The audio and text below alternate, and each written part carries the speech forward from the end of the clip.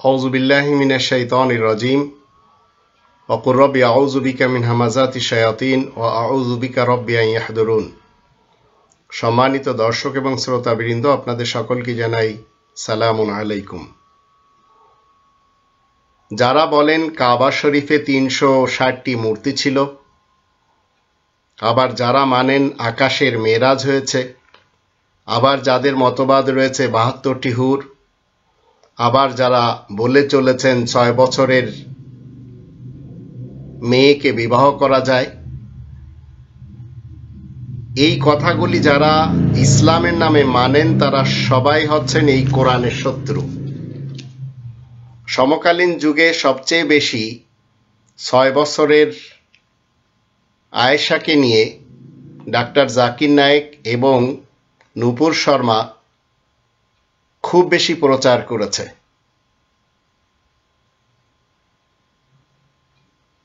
এবং অতীতের ইতিহাস যদি আমরা দেখি তাহলে আরব্য প্রফেট মোহাম্মদ ইবনে আবদুল্লাহ সাহেবও প্রচার করেছেন, তার সঙ্গী সাথীরাও প্রচার করেছে, এমনকি রাশিয়া থেকে মোহাম্মদ ইবনে ইসমাইল সাহেবও প্রচার করেছেন। এই কোরআন প্রত্যেকটি মানুষকে হিদায়াত দিতে এসেছে। কোনো একজন মানুষকে এই কোরআন হিদায়াত দেওয়ার ব্যাপারে বাদ দিতে চায় না। ২ নম্বর সূরা আল বাকারার ১৮৫ নম্বর আয়াত তার প্রমাণ। শাহরু রমাদান আল্লাযী উনজিলা ফীহিল কুরআন হুদাল লিন্নাস। রমাদান মাস, যে মাসে কোরআন নাজিল করা হয়, যা প্রত্যেকটি মানুষকে গাইড করে। তদ্রূপ একটি সংসদ আল্লাহ তৈরি করেছেন প্রথম দিন থেকে। ৩ নম্বর সূরা আল ইমরান এর ৯৬ নম্বর আয়াতে বলা হচ্ছে, ইন্না আউওয়ালা বাইতিন উদিয়া লিন্নাস লাল্লাযী বিবাক্কাতা মুবারাকান ওয়া হুদাল লিল আলামিন।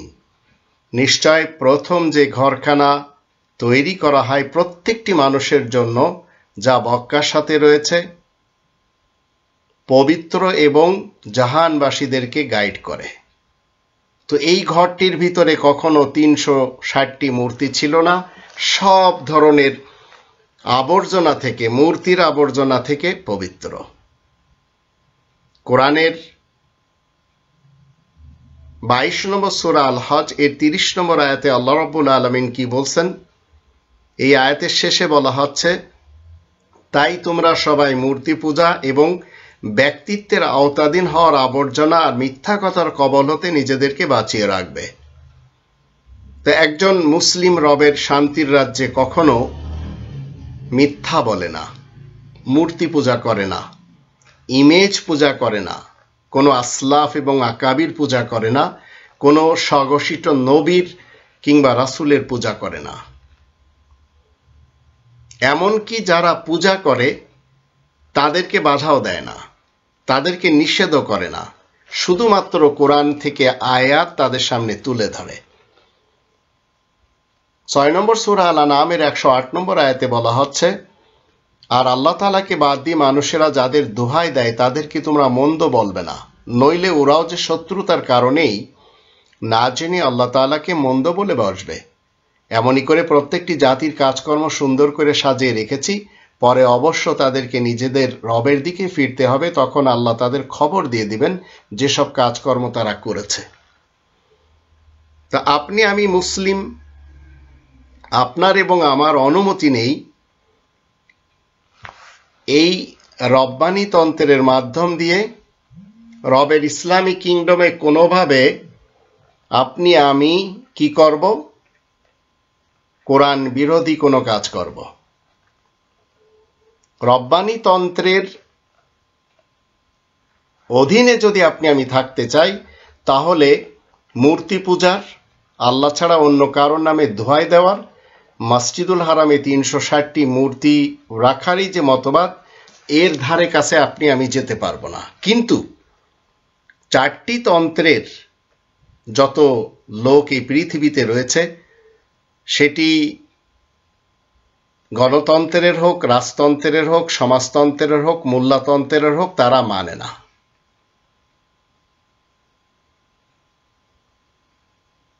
আজ ২০২২ সাল, বিগত একটি যুগ থেকে আমরা খুব বেশি আল্লাহ তাআলার ইসলামী কিংডমে দেখতে পাচ্ছি কেউ গৌতম বুদ্ধের মূর্তি ভাঙছে, কেউ রামের, কেউ কৃষ্ণের, কেউ মসজিদ ভাঙছে, কেউ হনুমানের মূর্তি ভেঙেছে। ইরাকে বলেন, আফগানিস্তানে বলেন, বাংলাদেশে বলেন, পাকিস্তানে বলেন, সুন্নি, শিয়া এবং সালাফি মুসলমানেরা এই কাজ করেছে। আবার হিন্দুস্তানের হিন্দুরাও করেছে। তো এই মুহূর্তে আমরা দেখতে পাচ্ছি ডাক্তার জাকির নায়েকের ভিডিওতে এবং নূপুর শর্মার ভিডিওতে এরা হেট স্পিচ দিচ্ছে, আবার দিচ্ছে দেওবন্দি যারা মাকতাবায়ে ফিকির রাখে, কেউ দিল্লি থেকে। মূলত আমরা যারা রবের শান্তির রাজ্যে মুসলিম রয়েছি, আমরা কোরআনের দেওয়া যে বিধান, সেই বিধান মতে 2 নম্বর সূরা আল বাকারার 83 নম্বর আয়াতকে ফলো করব। সেখানে আল্লাহ বলছেন, আর যখন আমি বানি ইসরায়েলদের কাছে অঙ্গীকার নিয়েছি তোমরা আল্লাহ ব্যতীত আর কারো দাসত্ব করবে না, আর মাতা পিতা, আত্মীয় স্বজন আর এতিম এবং মিসকিনদের সাথে সদ্ব্যবহার করবে, আর সকল মানুষের সাথে ভালো কথা বলবে, আর সালাত কায়েম করবে, জাকাত দিবে, তারপর তোমাদের মধ্য থেকে স্বল্প সংখ্যক ছাড়া তোমরা মুখ ফিরে নিচ্ছ, আর তোমরা হচ্ছ অগ্রাহ্যকারী। 39 নম্বর সূরা আজ-জুমার 53 থেকে 56 আয়াতগুলিতে বলা হচ্ছে, তুমি বলে দাও, হে আমার বান্দাগণ, তোমরা শোনো, তোমরা যারা নিজেদের উপরে বাড়াবাড়ি করে ফেলেছ, আল্লাহ তাআলার রহমত থেকে তোমরা নিরাশ হইও না।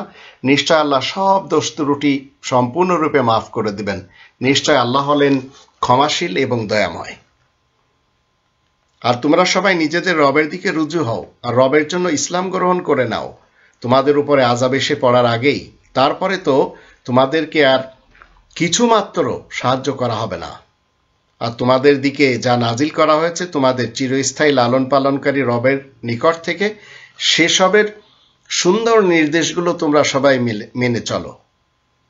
আচমকা ভাবে তোমাদের উপরে আযাব এসে পড়ার আগেই, তখন তোমরা তা টেরও পাবে না।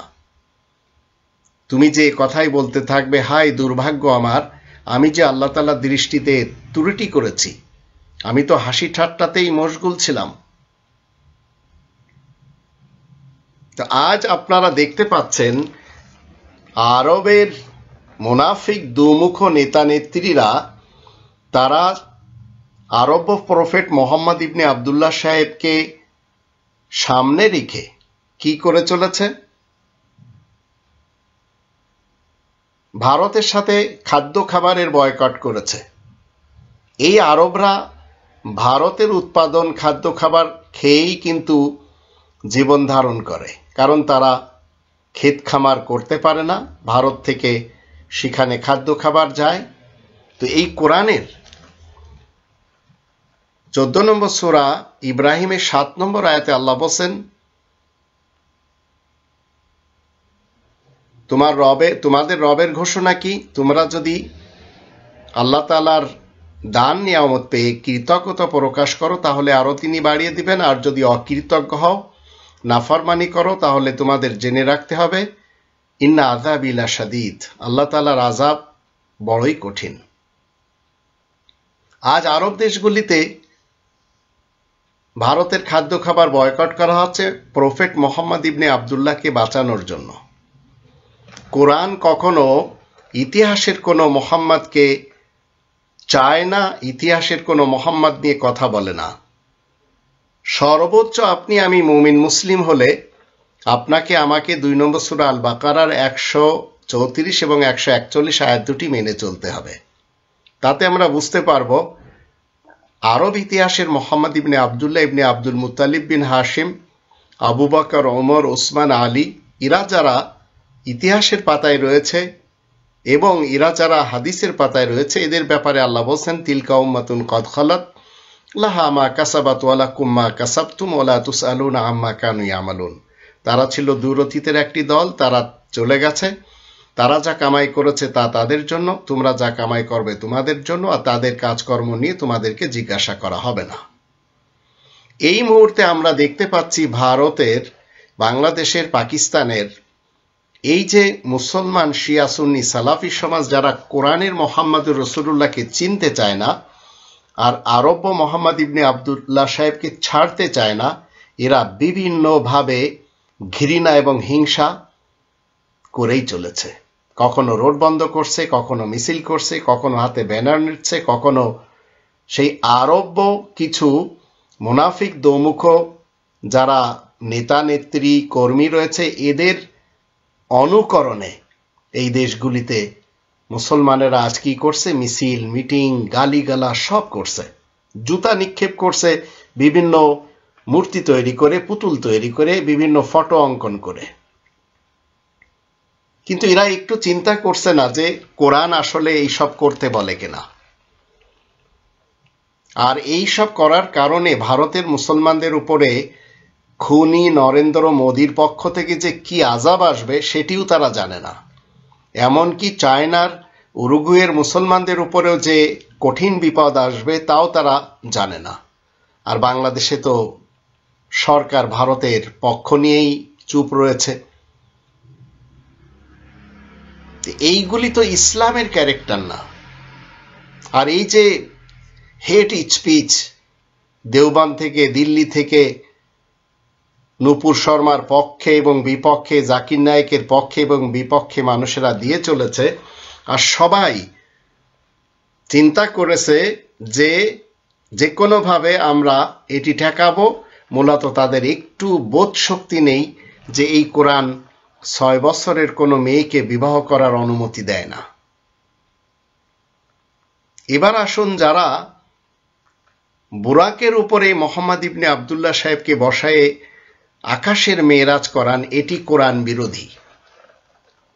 ঘোড়ায় বসায়ে দুলদুলে পরীর পিঠে কিংবা বুরাকে চড়ে আকাশের মেরাজ রবতন্ত্রের বিরোধিতায় গণতন্ত্র অবিশ্বাসী, রাজতন্ত্র, সমাজতন্ত্র এবং মূল্যতন্ত্র বিশ্বাসীরা কি করে, এরা মেনে চলে। আর রবতন্ত্র যারা মানে, রব্বানি তন্ত্রকে যারা মানে, নিজামে রব্বানিকে যারা মানে, তারা হয় মুসলিম। এর বিপরীত বাকিরা সবাই হয় নন মুসলিম। তো এখন নন মুসলিমরা দেশ বিদেশে বলে বেড়াচ্ছে, তাদের কেউ কেউ লিখিত আকারে রেকর্ডে রেখেছে 7 আকাশের কি বলে মোহাম্মদ সাহেবের উর্ধ্ব গগনের মেরাজ, 50 ওয়াক্ত নামাজ নিয়ে আসা, আবার মাঝপথে নবীদের সাথে দেখা করা, এই টাইপের যে ড্রামাটা তৈরি করা, এটি ইসলামের না। আমরা মুসলিমরা মানতে পারবো না, কারণ এই কোরআনের 17 নম্বর সূরা বানী ইসরাইলের প্রথম আয়াতের বিপক্ষের মতবাদ। আল্লাহ বলছেন, সুবহানাল্লাযী আসরা বিআবদিহি লাইলাম মিনাল মাসজিদিল হারাম ইলাল মাসজিদিল আকসা আল্লাযী বারাকনা হাওলাহু লিনুরিয়াহু মিন আয়াতিনা ইন্নাহু হুয়াস সামিউল বাসীর। পবিত্র মহামহিম সেই রব, যে রব নিজ বান্দাকে এক রাতে মসজিদে হারাম থেকে মসজিদে আকসা, মদিনার মসজিদে আকসা পর্যন্ত নিয়ে গেলেন, যার চারিদিকে আমি বরকত মহিমায় ঘিরে রেখেছি, যেন আমার কতগুলো নিদর্শন আমি তাকে দেখাতে পারি। একথা সত্য সুনিশ্চিত যে একমাত্র সেই রব সবকিছু শোনেন এবং দেখেন।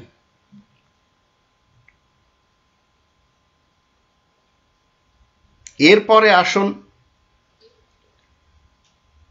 এই যে খাবারের বয়কটে আরবরা আজ ডাক দিল রাজনীতি করার কারণে, এরা মূলত কোনোভাবেই কিন্তু মুসলমানদের পক্ষে এই কাজটি করেনি। মুসলমানদের যদি এরা সহমর্মিতা দেখাতো, তাহলে যখন বাবরি মসজিদ ভেঙেছিল তখন আরবরা চুপ ছিল। খুনি নরেন্দ্র দামোদর মোদী যখন গুজরাতে হাজার হাজার মানুষকে জীবিত জ্বালিয়েছিল তখনও তারা চুপ ছিল। দিল্লিতে যখন মুসলমানদের বাড়িঘর ভেঙে দেওয়া হয়, কাশ্মীরে যখন মারামারি হয়, যখন মুসলমানদের উপরে নির্যাতন নিপীড়ন চলে, এই আরব কখনো কোনো কথা বলেনি। তারা যখন সুইডেনে বলেন, প্যারিসে বলেন, লন্ডনে সালমান রুশদির ইতিহাস বলেন, সে সময়ও এরা কোনো কথা বলেনি। কিন্তু এখন পৃথিবী একটু নড়ে চড়ে বসেছে। আরবরা ভারতের খাদ্যদ্রব্য বয়কট করার ঘোষণা দিয়েছে। ইতিহাসের মোহাম্মদ ইবনে আবদুল্লাহ ইবনে আব্দুল মুত্তালিব বিন হাশেমের প্রেমে। মূলত এর পিছনে বিশাল একটি গেম চলছে, সে গেমটি সবাই জানে না। এমনকি আরব দেশগুলিতে যত বড় বড় ব্যবসায়ীরা সবাই ইন্ডিয়ান, যত বড় বড় অফিসার ইন্ডিয়ান, যত বড় বড় প্রকৌশলী ইঞ্জিনিয়ার এরা সবাই ইন্ডিয়ান, যত নার্স, যত শিক্ষক এরা সবাই ইন্ডিয়ান, যত বিজনেসম্যান। এখন কি হবে, আরবদের আগে যে $2 1 কেজি চাল কিনতো, এখন $3 কিনবে। কারণ চায়না তাদের সব কিছু মেটাতে পারবে না, ভারত তাদের জন্য লাগবেই। তো কয়েকদিন তারা বয়কট করবে, তারপরে আস্তে আবার ঠিক হয়ে যাবে।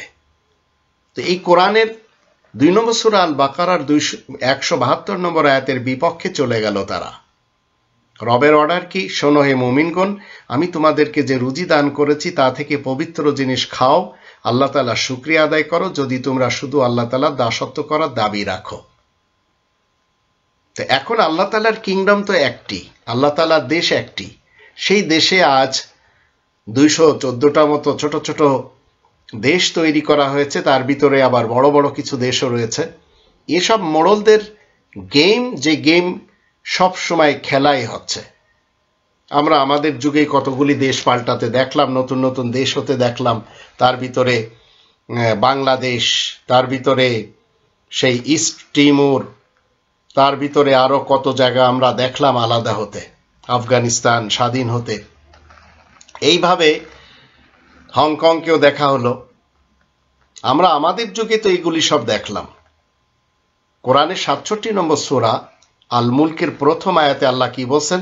সকল বরকত মহিমা সেই সুমহান রবের, যে রবের হাতে বিশেষ একটি দেশের কর্তৃত্ব রয়েছে।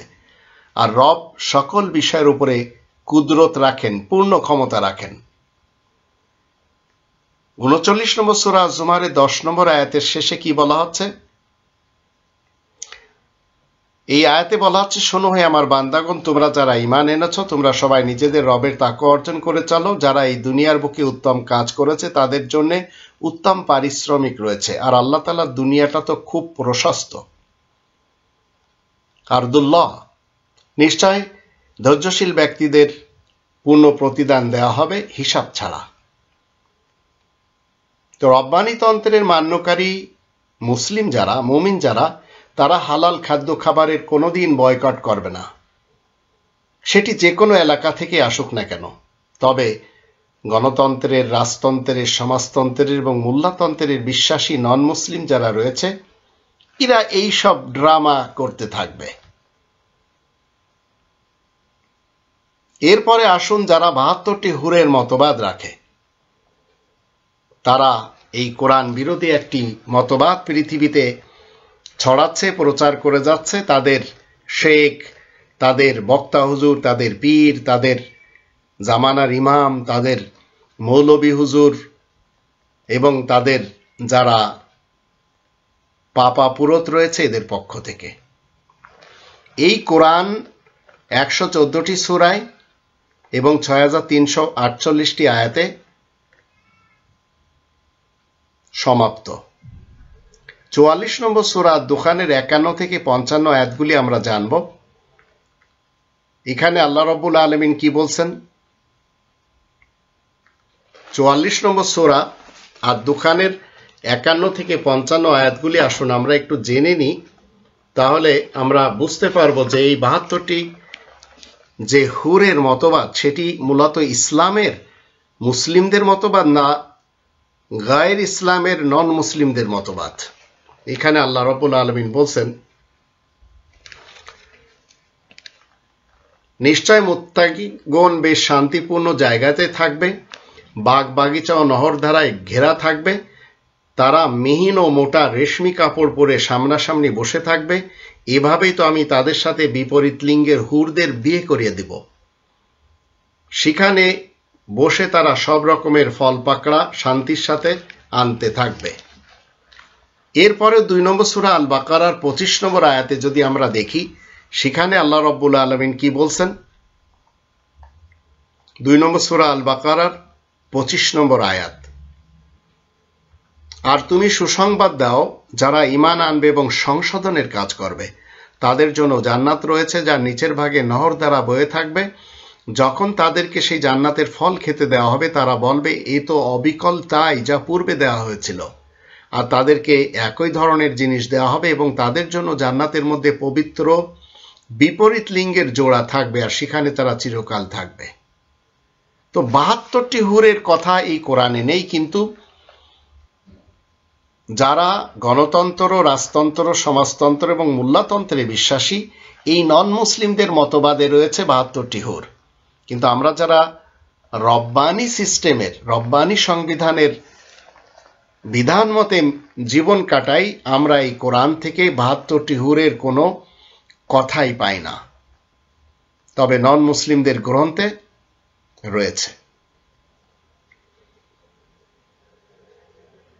আরব ইতিহাসের প্রফেট মোহাম্মদ সাহেবের 4 খলিফাদের ব্যাপারে আমরা যে মতবাদ রাখি সেটি হচ্ছে তারা চলে গেছে, যা আমল তারা করেছে সেটি তাদের, যে আমল আমরা করব সেটি আমাদের। তাদের আমলের ব্যাপারে আল্লাহ বলেন তোমাদেরকে জিজ্ঞাসা করা হবে না।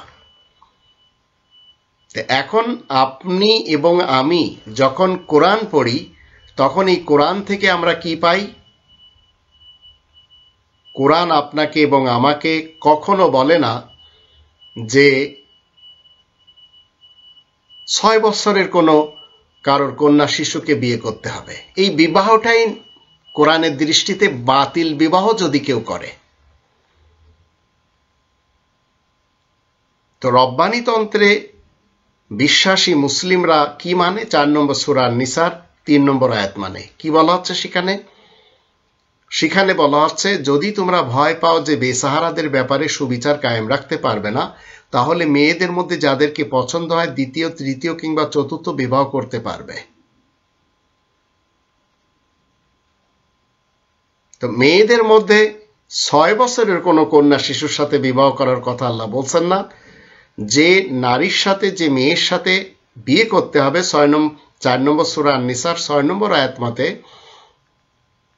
ওয়াবতালুল ইয়াতামা হাত্তা ইযা বালাগুন নিকাহ, আল্লাহ বলেন আর ইয়াতিম বেসাহারাদের বিয়ের যোগ্য না হওয়া পর্যন্ত তাদেরকে যাচাই বাছাই করতে থাকবে। তো বিয়ের যোগ্য হতে হবে একটি মেয়েকে। আর বিয়ের যোগ্য একটি মেয়ের কখন হয়? যখন তার প্রথম পিরিয়ড হয়, মাসিক আসে। আর 28 নম্বর সূরা আল কসাসের 14 নম্বর আয়াতে বলা হচ্ছে ওয়ালাম্মা বালাগা অশুদ্ধাহু, তারপরে সে যৌবনে উপনীত হয় আর সামলে ওঠে, তখন তাকে আমি জ্ঞান, কৌশল ও রাজত্ব করার শক্তি দান করি। এভাবে তো আমি উত্তম কর্মকারীদের পারিশ্রমিক দান করে থাকি। তো একটি পুরুষ সন্তান সে বিয়ের উপযুক্ত হয় কখন? যখন প্রথম তার স্বপ্নদোষ হয়। এর পূর্বে যদি কেউ বিবাহ করে সেই বিবাহটা হবে না। 6 বছর হোক আর 9 বছর হোক, আর আরব ইতিহাসের প্রফেট মোহাম্মদ করুক অথবা তার সঙ্গী সাথীদের কেউ করুক অথবা সীতা দেবীর স্বামী করুক, এগুলি সব ফাউল টকিং যা মানুষেরা করে বেড়াচ্ছে, এই কোরআন বিরোধী। তো কেউ 6 বছরের কন্যা শিশুকে ইসলাম মানতে হলে বিবাহ করতে পারবে না।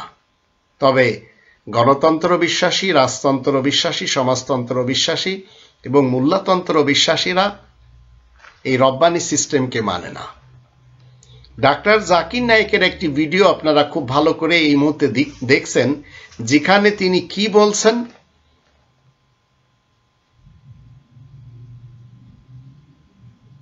It is very clearly mentioned, volume 5, hadith number 3896. Prophet Muhammad, he contract marriage with Aisha at the age of 6. और नूपुर शर्मा साहिबा की बोलसन, जो लिखा है वो मैंने बोला है, और अगर वो कोई गलत है तो आपको आपत्तिजनक लगता है तो मैं कहूंगी मैंने तो नहीं लिखा। अगर मैं गलत हूं तो मैं इनवाइट करती हूं किसी सीनियर इस्लामिक स्कॉलर को आए और कहे कि मेरे तथ्य जो है बेकार है तो मैं अपनी बयान को वापस भी ले लूंगी। तो এই যে কোরআন বিরোধী স্টেটমেন্ট, এটি আমরা মুসলিম যারা রয়েছি কখনো মানতে পারবো না। এরপরে আসুন, যারা রব্বানিতন্ত্র মেনে চলবে তারা কোনোদিন কবরের আযাবে বিশ্বাসী হবে না, কবর পূজাও করবে না। কিন্তু যারা গণতন্ত্র বিশ্বাসী, রাজতন্ত্র বিশ্বাসী, সমাজতন্ত্র বিশ্বাসী, মূল্যতন্ত্র বিশ্বাসী, তারা কবরে যে মানুষ জীবিত থাকে এই মতবাদ তৈরি করে নিয়েছে। কবরবাসীদেরকে সালাম করলে কবরবাসীরা শোনে, এই মতবাদও তৈরি করে নিয়েছে। এমনকি তারা কি বলছে, মদিনাতে প্রফেট সাহেব কবরে জীবিত, সালাম করলে সালামের উত্তর দেয়। বাগদাদে আব্দুল কাদের জিলানী সাহেব কবরে জীবিত, আবার আজমেরে খাজা মুঈনুদ্দিন চিশতি জীবিত, আবার লাহোরে আলী হাজবেরি দাতা সাহেব জীবিত, করাচিতে আব্দুল্লাহ শাহ গাজী তার কবরে জীবিত, বাংলাদেশের সিলেটের শাহজালাল সাহেব তিনি তার মাজারে জীবিত।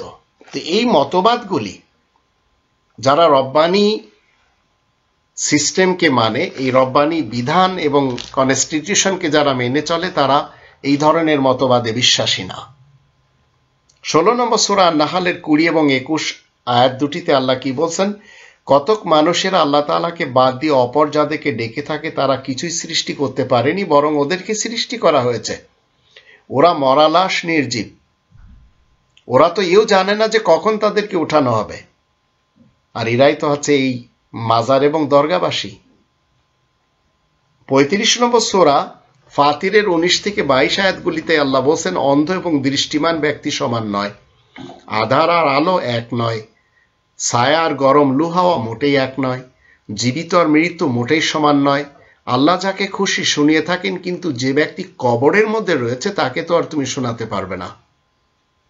তো এই যে মতবাদ, কবরের আযাবের মতবাদ, কবরের ভিতরে জীবিত থাকার মতবাদ, এগুলি নন মুসলিমদের বিলিভ, আমরা মুসলিমরা মানতে পারি না।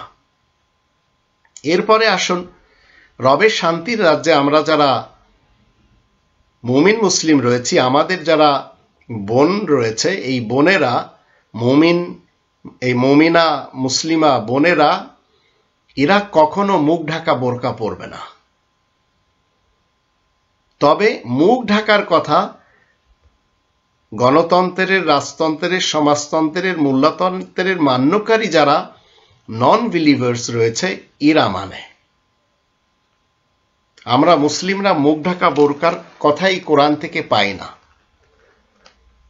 তো রবতন্ত্র মুখ ঢাকার কথা বলে না, কিন্তু ওদের কনস্টিটিউশনের যে গ্রন্থগুলি রয়েছে সেসব গ্রন্থের মধ্যে রয়েছে মুখ ঢাকা বোরকা।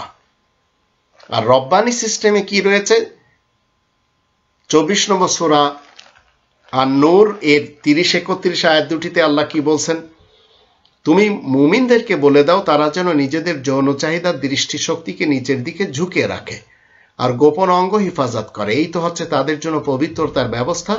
আর এই কথা সত্য সুনিশ্চিত যে আল্লাহ তাআলা বেশ জানেন তারা যা কিছু করে যাচ্ছে। এ হচ্ছে রব্বানি সিস্টেমের মুমিন পুরুষ যারা রয়েছে তাদের জন্য পর্দার ব্যবস্থা। এবার আসুন নারীদের ব্যাপারে আল্লাহ কি বলছেন, আর মুমিনা নারীদেরকে তুমি বলে দাও তারা যেন তাদের যৌন চাহিদার দৃষ্টিশক্তিকে নিচের দিকে ঝুঁকিয়ে রাখে আর নিজেদের গোপন অঙ্গের হিফাজত করতে থাকে, আর নিজেদের সাজসজ্জা যেন প্রকাশ না করে, তবে কিনা যতটুকু প্রকাশ্য অবস্থায় থাকে। প্রকাশ্য অবস্থায় থাকে আমরা নামাজের পূর্বে যে 4টি অঙ্গ ধৌত এবং মাসে করি, এই 4টি অঙ্গ ব্যতীত, তা বাদে। আর নারীদের উপমা তাদের বুকের পকেটের উপরে পুরুষদের জন্য খুমুর তথা মানসিক নেশার বস্তু রয়েছে। তাই নারীরা গাউন ব্যবহার করে পুরুষদের মানসিক নেশার বস্তু ঢাকবে, আর নারীরা নিজেদের সাজসজ্জা মোটেই প্রকাশ করবে না, তবে কি নিজ স্বামী, বাবা অথবা নিজ স্বামীর বাবা, নিজেদের সন্তান, নিজ স্বামীর সন্তান, নিজেদের ভাই কিংবা নিজ ভাতিজা ও ভাগ্নে অথবা ঘনিষ্ঠ মেয়েদের সামনে, কিংবা অধিকারভুক্ত কাজের সহযোগিতাকারী নারীদের সামনে, অথবা যৌন কামনা মুক্ত পুরুষদের সামনে, কিংবা ছোট ছেলে যারা এখনো নারীদের দৈহিক রহস্য সম্পর্কে কিছুই জানে না, এদের ব্যতীত। আর নারীরা এমনভাবে নিজেদের পা ফেলবে না যাতে তাদের গোপন অলঙ্কারাদির কথা অনুভব করা যাবে। হে মুমিনগণ, সবাই তোমরা একত্রে আল্লাহ তাআলার দিকে তাওবার মাধ্যমে ফিরে এসো, যেন তোমরা নাজাত লাভে সক্ষম হও। এই 24 নম্বর সূরা নূরের 31 আয়াত থেকে জানলাম বুরকা নামক কোনো কথা এখানে আল্লাহ বলেননি, মুখ ঢাকতে হবে সে কথাও বলেননি। 33 নম্বর সূরা আল আহজাবের 59 নম্বর আয়াতে বলা হচ্ছে, হে বিশেষ খবরদাতা নবী, তোমার স্ত্রী, কন্যা আর মুমিনদের স্ত্রীদেরকে বলে দাও যেন তারা নিজেদের চাদর টেনে নেয় গাউন পরিধান করে, যাতে তাদেরকে চিনতে পারা যায়, তাহলে আর তাদেরকে পীড়া দেওয়া হবে না। আল্লাহ তো বড়ই ক্ষমাশীল এবং দয়াময়। এখানেও মুখ ঢাকার কোনো কথা নেই। 19 নম্বর সূরা মারিয়ামের 26, 27, 28 আয়াতগুলি থেকে আমরা আরো ক্লিয়ার জানব নারীদের নেত্রী মারিয়াম সিদ্দিকা, যা এই কোরআনের 3 নম্বর সূরা আল ইমরান এর 42-43 আয়াত দুটি থেকে আমরা জানতে পারি। এখন আল্লাহ কি বলছেন? 19 নম্বর সূরা মারিয়ামের 26 থেকে 28 আয়াতগুলিতে, এখন তুমি খাও, পান করো আর তোমার চোখ দুটো ঠান্ডা করে নাও, তারপরে যদি তুমি কোনো লোক দেখতে পাও তাহলে তুমি বলবে, ইন্নী নাযারতু লির-রহমানি সাওমান ফালা নুকাল্লিমা আল-ইয়াওমা ইনসিয়া, আমি তো রহমানের জন্য সওম তথা রোজার মানত করেছি, সুতরাং আজকে আমি কোনো লোকের সাথে কথা বলবো না। তারপরে ঈসাকে সঙ্গে নিয়ে তার কওমের কাছে যায়। কওমের লোকেরা বলে, হে মারিয়াম, তুমি তো একটি অদ্ভুত কাণ্ডের সাথে এসেছো। ওগো হারুনের বোন, তোমার বাবা তো আর বদলোক না, আর তোমার মা তো অসতী না। তো এখান থেকে আমরা জানলাম নারীদের নেত্রী মারিয়াম সিদ্দিকাকে চারদিক থেকে মানুষেরা চিনছে। প্রথমে বলছে ইয়া মারিয়াম, সরাসরি। তারপরে মাকানা আবুকি ইমরাআসাও, বাবার দিক থেকে। ওমাকানা তুম্মুকি বাগিয়া, মায়ের দিক থেকে। আবার ইয়া উখতা হারুন, ভাইয়ের দিক থেকে। তো একটি মেয়েকে 4টি দিক থেকে চেনার জন্য কোরআন আমাদেরকে নির্দেশ দেয়। আর প্রত্যেকটি নারীরা কি করবে? তাদের নেত্রী মারিয়াম সিদ্দিকাকে ফলো করবে। তাহলে মুখ ঢাকা বোরকার তো প্রশ্নই জাগে না ইসলামে। এরপরে আসুন, যারা বলে যাচ্ছে আর্থ ইজ ফ্ল্যাট, এদের জানা উচিত এই মতবাদ রব্বানী সংবিধানে যা রয়েছে সেটি আমি আপনাদের সামনে তুলে ধরব। কতগুলি আয়াত, যে আয়াতগুলি গণতন্ত্রের, রাজতন্ত্রের, সমাজতন্ত্রের এবং মোল্লাতন্ত্রের যারা নন মুসলিম রয়েছে তারা মানে না, যার ফলে তাদের কাছে এই যে গ্রন্থগুলি রয়েছে সেই গ্রন্থগুলি নিয়ে তারা আবার খুব খুশিতেই রয়েছে। তাই এই কোরআনের 30 নম্বর সূরা রোম এর 31-32 আয়াত দুটিতে আল্লাহ কি বলছেন? এখানে আল্লাহ রাব্বুল আলামিন বলছেন, আল্লাহ তাআলার দিকে রুজু হয়ে তোমরা সবাই তাকওয়া অর্জন করে চলো, আর তোমরা সবাই নামাজ কায়েম করো, আর তোমরা মোটেই অংশীবাদী মুশরিকদের অন্তর্ভুক্ত হয়েও না, যারা নিজেদের জীবন ব্যবস্থায় বিভেদ সৃষ্টি করেছে আর ধর্মীয় নানান দলে মাযহাবে ভাগ হয়ে গেছে। প্রত্যেক মাযহাবের ধর্মীয় দলই তো নিজেদের কাছে যা রয়েছে ধর্মের যত বানোয়াট ফলসফা, ফিকা, হাদিস, গ্রন্থ, তাই নিয়ে তারা আনন্দ করে চলেছে। এখন এই জমিন নিয়ে যে সমস্ত কথা আরব ইতিহাসের প্রফেট মুহাম্মদ সাহেব বলেছেন সেগুলি সব ভুল বলেছেন। 24 নম্বর সূরা আন-নূর এর আয়াত নম্বর 55 যখন আমরা পড়ব, সেখান থেকে আমরা জানবো আল্লাহ রাব্বুল আলামিন বলছেন, আল্লাহ ওয়াদা করেছেন তাদের সাথে তোমাদের মধ্যে যারা ঈমান এনে সংশোধনের কাজ করে চলেছে, তাহলে তাদেরকে আমি অবশ্যই দুনিয়ার বুকে খিলাফতের আধিপত্য করার সুযোগ দান করব, যেমন তাদের পূর্বেকার লোকদেরকে খিলাফতের আধিপত্য দান করেছি, আর তাদের জন্য জীবন ব্যবস্থাকে সুপ্রতিষ্ঠিত করে দেব যা তাদের জন্য মনোনীত করা হয়েছে। এছাড়া তাদের ভয়, ভীতি ও আশঙ্কার পরে সেসবের বিনিময়ে নিরাপত্তা দান করব। তারা আমারই ইবাদত বন্দেগী করবে আর আমারই আইনের সাথে আর কিছুই যে তারা মোটেই শরিক করবে না। কিন্তু যে কেউ এরপরে অকৃতজ্ঞ কাফের হবে তারাই তো ফাসিক, মুক্তমনা নাস্তিক সমাজ বলে গণ্য হবে। এখন এই নাস্তিক সমাজ পৃথিবী নিয়ে বিভিন্ন ধরনের কথা বলে, কারণ তাদের কাছে কোরআন বিরোধী মূল্যতন্ত্রের কিছু গ্রন্থ রয়েছে। 42 নম্বর সূরা আশ-শূরায় 13 নম্বর আয়াতে আল্লাহ বলছেন, আল্লাহ তোমাদের জন্য সেই জীবন ব্যবস্থা নির্ধারণ করেছেন যে জন্য নূহকে আদেশ দান করা হয়েছে, আর যা কিছু তোমার কাছে অভিযোগে পাঠিয়েছি, আর যা কিছু আমি ইব্রাহিম, মূসা ও ঈসাকে নির্দেশ দিয়েছি, সেই জীবন ব্যবস্থাকে কায়েম রাখবে, আর তাতে তোমরা কিছুমাত্র মতভেদ করবে না, মানে ফিরকা এবং মাযহাব তৈরি করবে না। অংশীবাদী মুশরিকদের কাছে সে কথা বড়ই ভারী লাগে, যেদিকে তুমি তাদেরকে ডাকছো।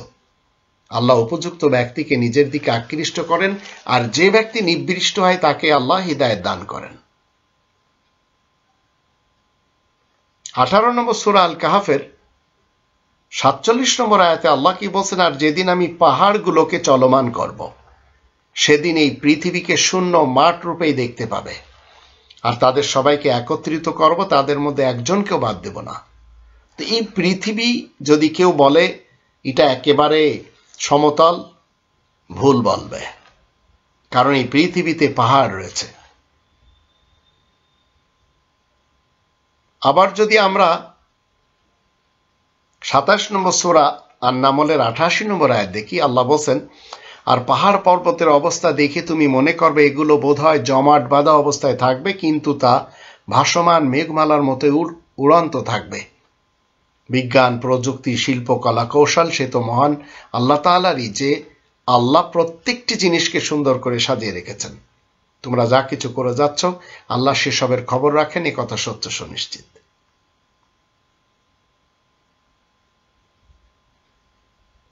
91 নম্বর সূরা আশ-শামস এর 5 এবং 6 আয়াত দুটিতে আল্লাহ বলেন, আর আসমানের আর যে আল্লাহ তা বানিয়েছেন, আর এই পৃথিবীর আর যে আল্লাহ তা বিছিয়ে রেখেছেন। তো পৃথিবীটা বিছিয়ে রাখা, কিন্তু এখানে পাহাড় পর্বত রয়েছে। যদি আমরা 80 নম্বর সূরা আবাসের 27 থেকে 32 আয়াতগুলি দেখি, যেখানে বলা হচ্ছে, তারপর আমি তাতে খাদ্য শস্য জন্মিয়েছি, আঙ্গুর এবং শাকসবজি, আর জলপাই এবং খেজুর, আর ঘন সবুজ বাগ বাগিচা, ফলমূল এবং চারাঘাস, এসব তোমাদের জন্য ভোগ সামগ্রী, আর তোমাদের পোষা জন্তুদের জন্য। আর 88 নম্বর সূরা আল গাশিয়া এর 17 থেকে 24 আয়াতগুলি যখন আমরা পড়ব, সেখানে আল্লাহ কি বলছেন, মানুষরা কি মেঘমালাকে দেখে না, তা যে কত বিচিত্রভাবে সৃষ্টি করা হয়েছে, আর আসমানের দিকেও কি তাকায় না, তা কিভাবে কত উঁচু করে রাখা হয়েছে, আর পাহাড় পর্বতগুলোর দিকেও কি তাকায় না, তা কিভাবে দাঁড় করিয়ে রাখা হয়েছে, আর জমিনের দিকে কেমন করে তা বিছিয়ে রাখা হয়েছে। সুতরাং তুমি উপদেশ দিতে থাকো, তুমি হচ্ছ কেবল উপদেশদাতাই, তুমি মানুষের জন্য দারোগা রূপে নিযুক্ত হওনি। তবে যে ব্যক্তি মুখ ফিরে নিবে এবং আয়াত গোপন করে কাফের হবে, তার কথা আলাদা, আল্লাহ তাকে বড়ই কঠিন আযাব দিবেন। তো এই যে আয়াতগুলি আপনাদের সামনে আমি তুলে ধরলাম, আপনাদের মধ্যে যারা আমার মুসলিম ভাই বোন রয়েছে, তারা অবশ্যই বুঝতে পারছেন যে কোরআনের দৃষ্টিতে এই যে মতবাদ 72টি হুরের কথা বলে, যে মতবাদ কি বলে 72টি হুর সহ মূর্তি পূজার কথা বলে, যে মক্কাতে মূর্তি ছিল 360টি, আবার আকাশের মেরাজের কথা বলে, আবার 6 বছরের আয়েশার বিয়ের কথা বলে। এগুলি সব যারা বলে, এরা কেউ মুমিনিন এবং মুসলিমিনদের অন্তর্ভুক্ত না। এরা যারা বলে, এরা সবাই কেউ গণতন্ত্র মানে, কেউ রাজতন্ত্র মানে, কেউ সমাজতন্ত্র মানে, কেউ মোল্লাতন্ত্র মানে। আর এগুলি মেনেই তারা আজ রব্বানি তন্ত্রের বিপক্ষে স্ট্যান্ড নিয়েছে। তাই পৃথিবীতে আজ 2022 সালে দেখা যাচ্ছে কত সমস্যা এই মুসলমান, শিয়া, সুন্নি, সালাফি সহ হিন্দু, বৌদ্ধ, খ্রিস্টান এবং অন্যান্যদের মাঝে। আল্লাহ আমাদের সবাইকে কোরআনের মতবাদ মেনে জীবন কাটানোর তৌফিক দান করুন, আর মানুষেরা যে সমস্ত মতবাদ তৈরি করেছে সেগুলি থেকে দূরে থাকার তৌফিক দান করুন। ওমা আলাইনা ইল্লাল বালাগুল মুবিন।